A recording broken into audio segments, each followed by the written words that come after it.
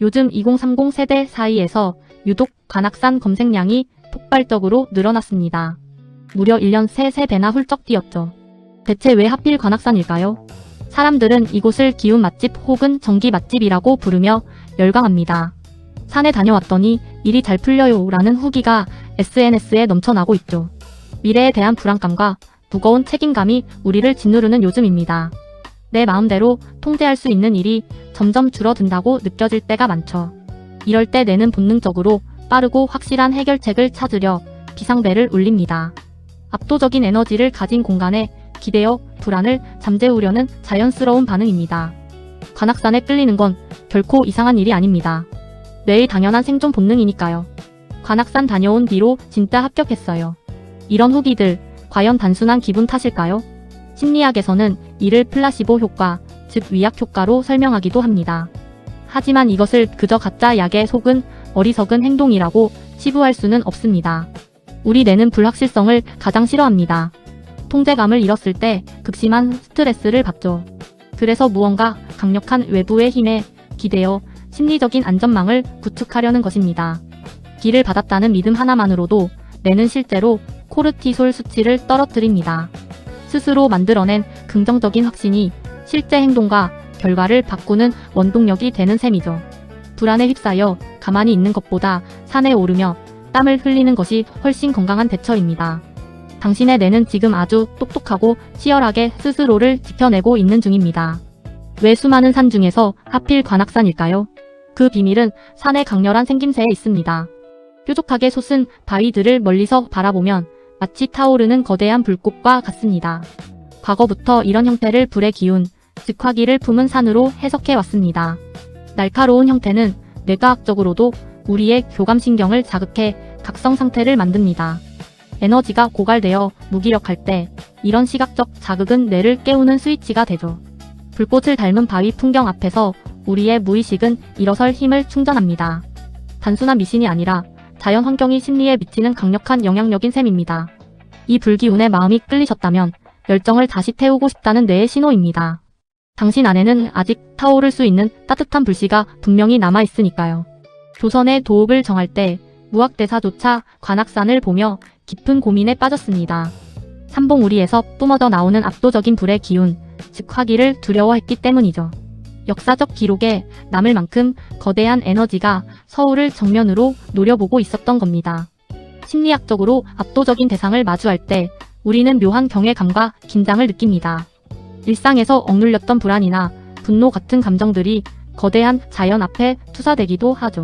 무학대사가 느꼈던 그 두려움은 어쩌면 통제할 수 없는 미래에 대한 뇌의 경계 경보였을 겁니다. 하지만 역설적이게도 이런 거대한 에너지를 마주하는 순간 우리의 잡념은 멈춥니다.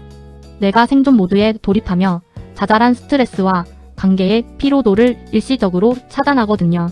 무서운 불기운 앞에서도 우리가 시원함을 느끼는 건 내가 마침내 휴식을 찾았다는 증거입니다. 관악산의 불기운을 막기 위해 우리 조상들은 재미있는 심리적 장치를 두었습니다. 바로 숭례문, 즉 남대문의 현판을 가로가 아닌 세로로 길게 세워둔 것이죠. 숭가례라는 한자 형태 자체가 타오르는 불꽃의 모양을 띠고 있습니다. 불은 불로 다스린다는 맞불 작전으로 관악산의 화기를 정면으로 누르려 한 겁니다. 게다가 숭례문 바로 앞에는 남지라는 작은 연못을 파서 물로 불을 막고자 했죠. 이는 뇌과학적으로 볼 때 불안을 통제하기 위한 아주 훌륭한 시각적 방어막입니다. 눈에 보이는 구체적인 방패를 만들면 뇌는 상황을 통제하고 있다고 착각하게 되거든요. 여러분의 일상에도 이런 세로, 현판이나 작은 연못 같은 심리적 안전장치가 있나요? 불안이 몰려올 때 나를 지켜주는 작은 의식 하나쯤 만들어 두는 것도 큰 위로가 됩니다. 관악산 연주대 앞은 정상의 짜릿함을 사진으로 남기려는 긴 줄이 늘어섭니다. 그저 SNS에 자랑하기 위한 행동 같지만 뇌과학적으로 아주 중요한 의식입니다. 숨이 차오르는 험난한 오르막을 마침내 이겨내고 정상에 서는 순간 우리 뇌에서는 성취의 기쁨을 주는 도파민이 마치 폭죽처럼 터져 오릅니다. 이 짜릿한 승리의 감각을 시각적인 인증샷으로 단단하게 기록해두는 행위는 무기력하고 지친 일상으로 돌아왔을 때 나를 지켜주는 훌륭한 멘탈 방어막이 되죠. 내가 해냈다는 그 생생한 감각을 뇌에 깊이 각인시켜 다시 일어설 힘을 줍니다. 정상에서의 사진은 남에게 보여주기 위한 것이 아니라 스스로에게 주는 트로피입니다. 내가 이 벅찬 성취감을 오래 기억하도록 당신만의 빛나는 순간을 선명하게 남겨두세요. 관악산 등산로에는 재미있는 소원 전설이 있습니다. 길을 걸으며 소원을 3번 반복해서 빌면 그 소원이 이루어진다는 이야기죠. 그저 산의 정기에 기대는 미신처럼 보이지만 여기엔 놀라운 뇌과학적 비밀이 있습니다. 간절한 목표를 머릿속으로 반복해 떠올리는 행위는 뇌의 신경회로를 긍정적으로 재배선합니다. 심리학에서는 이를 자기 암시 혹은 긍정적 확언 효과라고 부릅니다. 숨이 차오르는 힘든 오르막길에서 소원을 되뇌일 때 우리의 뇌는 목표에 깊이 집중하죠. 땀 흘려 내딛는 물리적인 전진과 성취감이 내면의 심리적 확신으로 단단하게 굳어집니다. 지금 이루고 싶은 간절한 목표가 있다면 조용히 3번 마음속으로 외쳐보세요. 당신의 뇌는 이미 그 목표를 이루기 위해 가장 완벽한 경로를 찾기 시작했을 테니까요. 관악산 연주대 앞은 늘 사진을 찍으려는 사람들로 깁니다. 정기받는 명당이기도 하지만 뇌과학적으로 아주 중요한 보상의 공간이죠.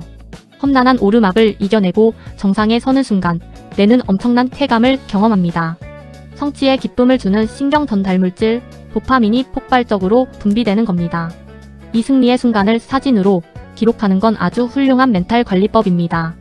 무기력한 일상에서 이 사진 한 장이 강력한 심리적 안전장치가 되어 두거든요. 해냈다는 감각을 뇌에 각인시켜 다시 일어설 든든한 원동력을 만드는 셈이죠. 정상의 인증샷은 남에게 보여주기 위함이 아니라 스스로에게 주는 트로피입니다. 내가 이 성취감을 기억하도록 당신만의 빛나는 순간을 선명하게 남겨두세요. 기운을 받으러 산에 가는 것을 그저 미신이라고 가볍게 넘길 수도 있습니다. 하지만 등산이라는 행위 자체에 뇌를 정화하는 엄청난 과학적 비밀이 숨어 있죠. 가파른 길을 오르며 숨이 차오르고 온몸에 땀방울이 맺히기 시작할 때 우리 몸을 괴롭히던 스트레스 호르몬 코르티솔 수치가 뚝 떨어집니다. 복잡했던 머릿속 잡념들이 땀과 함께 배출되며 뇌가 깨끗하게 세탁되는 겁니다. 육체적인 고통이 역설적으로 정신적인 해방감을 가져다주는 뇌의 메커니즘이죠. 흙을 밟고 자연의 냄새를 맡는 순간 교감신경의 팽팽한 긴장감도 차분히 가라앉습니다. 산에서 기운을 얻었다는 건 결코 헛된 믿음이나 착각이 아닙니다. 직접 몸을 움직여 뇌의 화학적 균형을 건강하게 되찾은 훌륭한 결과물이니까요. 관악산에서 전기를 받았든 안 받았든 그것은 더 이상 중요하지 않습니다. 불안한 마음을 안고 밖으로 나와 직접 산을 오르며 땀을 흘렸다는 사실. 그 물리적인 행동 하나가 이미 당신의 뇌를 긍정적인 방향으로 변화시켰거든요. 행운에 그저 기대기만 하는 것이 아니라 스스로 회복 탄력성을 만들어낸 겁니다. 무거운 책임감과 관계에 피로도로 생긴 마음의 얼룩은 한결 옅어졌을 거예요. 지금 당장 눈앞의 현실이 크게 달라지지 않았다고 해서 조급해할 필요 없습니다. 당신의 뇌는 이미 닥쳐올 위기를 견뎌낼 단단한 근육을 키우기 시작했으니까요. 산을 오르며 흘린 땀방울의 무게만큼 당신의 운세는 이미 확실한 상승장입니다. 내일을 마주할 힘을 스스로 충전해낸 당신의 건강한 발걸음을 진심으로 응원합니다.